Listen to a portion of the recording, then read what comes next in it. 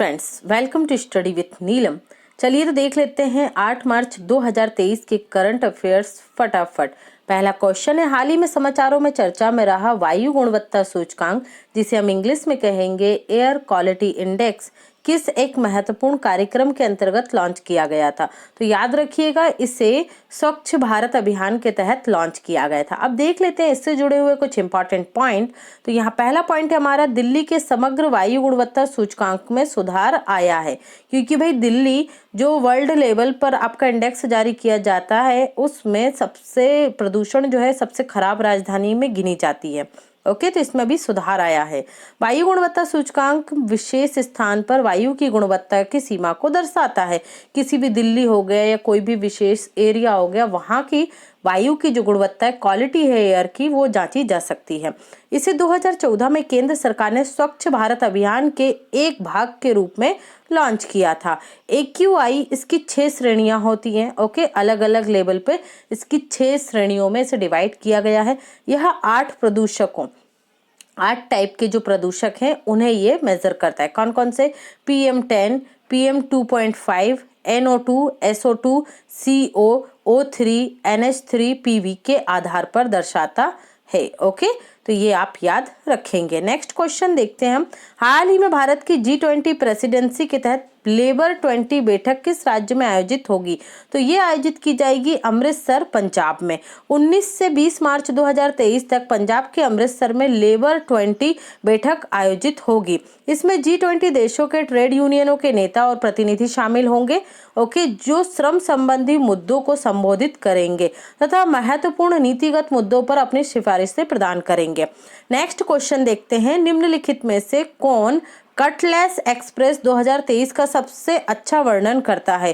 तो right answer होगा ये कटलेस एक्सप्रेस 2023 क्या है?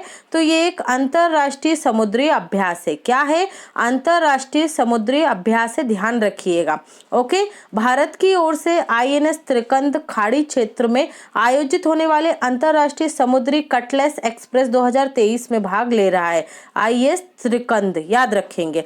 इस अभ्यास में 50 से अधिक देशों और कई अंतरराष्ट्रीय समुद्री एजेंसियां प्रतिभागी होंगी, भाग ले रही हैं।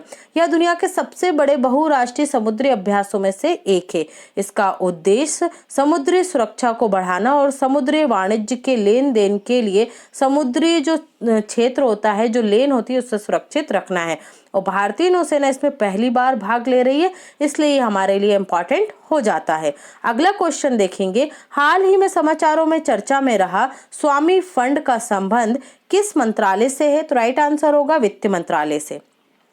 स्पेशल विंडो ने स्वामी निवेश कोष के लिए 15,530 करोड़ रुपए जुटाए हैं। इसका पूरा नाम क्या होगा? स्वामी का affordable and made income housing. Okay, याद रखेंगे। स्वामी निवेश को एक सामाजिक प्रभाव फंड है जो विशेष रूप से तनावग्रस्त और रुकी हुई आवासीय परियोजनाओं को पूरा करने के लिए बनाया गया है।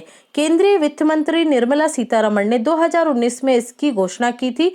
कब? सितंबर 2019 में, और नवंबर 2019 में कैबिनेट ने इसे मंजूरी मिली है। इसका प्रबंधन स्टेट बैंक समूह की company SBI cap venture limited के द्वारा किया जाता है। तो याद रखेंगे स्वामी फंड। ओके, नेक्स्ट क्वेश्चन देख लेते हैं हम, हाल ही में चर्चा में रहा वन नेशन वन चालान इनिशिएटिव किस देश से संबंधित है? तो ये भारत से संबंधित है। वन नेशन वन चालान पहल के तहत गुजरात वर्चुअल कोर्ट स्थापित कर रहा है और ये पहला राज्य होगा देश का।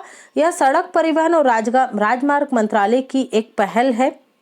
इसका उद्देश्य सभी महत्वपूर्ण एजेंसियों जैसे यातायात पुलिस और क्षेत्रीय परिवहन कार्यालय RTO को एक मंच पर लाना है। यह चालानों के निर्बाध संग्रह के साथ साथ डाटा ट्रांसफर को भी सक्षम करेगा।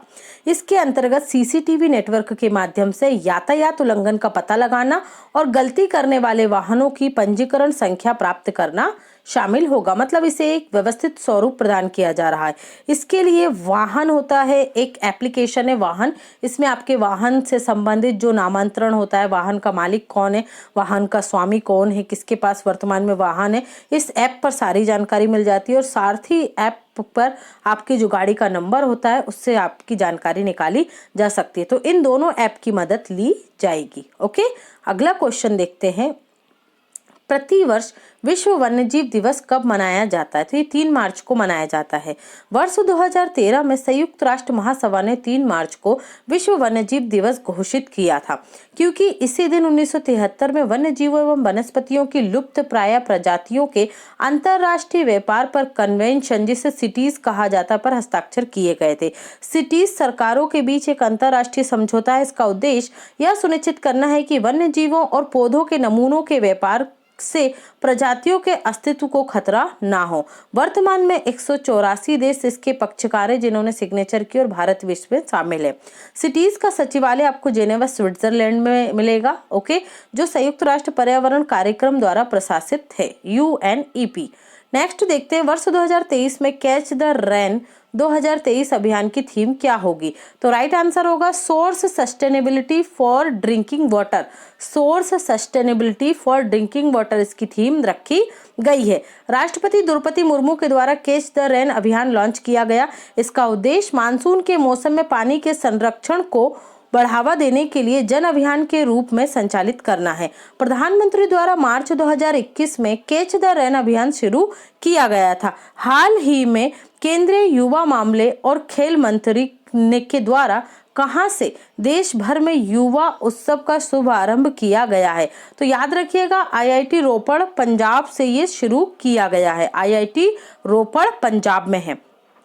अगला देखते हैं, 31 मार्च 2023 तक युवा शक्ति उत्सव मनाने के लिए देश भर में 150 जिलों में युवा उत्सव पहले चरण में आयोजित किया जाएगा। इसका उद्देश्य नेहरू युवा केंद्र के माध्यम से इसको संचालित किया जाएगा। यह 3 स्तरों पर युवा कलाकारों, लेखकों, फोटोग्राफर और वक्ता प्रतिस्पर्धा के रूप में आयोजित किया जाएगा, जिसमें पारंपरिक कलाकार देश की समृद्ध सांस्कृतिक विरासत का प्रदर्शन करेंगे। ओके, अगला क्वेश्चन देखते हैं। हाल ही में चर्चा में रहा भारतीय कला और संस्कृति के संदर्भ में पराई अट्टम या थप्पम क्या है? ये एक लोक नृत्य है। यह मुख्य रूप से तमिलनाडु में प्रसिद्ध लोक नृत्य है। पराई एक ताल वाद्य है जिसे 2 लकड़ियों की छड़ियों का प्रयोग करके बजाया जाता है। एक इसी तरह की पतली सी ढोल होती है और 2 छड़ियां होती हैं, इससे बजाया जाता है। कहाँ पर? तमिलनाडु में। समाचारों में चर्चा में रही राष्ट्रीय जांच एजेंसी NIA किस वर्ष गठित हुई थी या स्थापित की गई थी? तो याद रखिएगा, वर्ष 2009 में। राष्ट्रीय जांच एजेंसी भारत में आतंकवाद का मुकाबला करने के लिए भारत सरकार द्वारा स्थापित एक संघीय जांच एजेंसी है। इसका गठन 2009 में राष्ट्रीय जांच एजेंसी अधिनियम 2008 के प्रावधानों के तहत किया गया। इसकी स्थापना 2008 के मुंबई आतंकवादी हमलों की पृष्ठभूमि में की गई थी। इसका मुख्यालय आपको नई दिल्ली में देखने को मिलेगा। इसका नेतृत्व महानिदेशक के द्वारा किया जाता है, जिसकी नियुक्ति केंद्र सरकार करती है। NIA किस मंत्रालय के अंतर्गत आती है? तो ये गृह मंत्रालय के अंतर्गत आती है, जिसके वर्तमान में मंत्री कौन है? अमित शाह। ओके फ्रेंड्स, तो ये था आज का लेक्चर। आई होप आपको पसंद आया होगा। पसंद आता है तो वीडियो को लाइक कीजिए, शेयर कीजिए, और स्टडी विद नीलम चैनल पर पहली बार आए तो फटाफट से चैनल को सब्सक्राइब कर लीजिए। Thanks for watching and take care.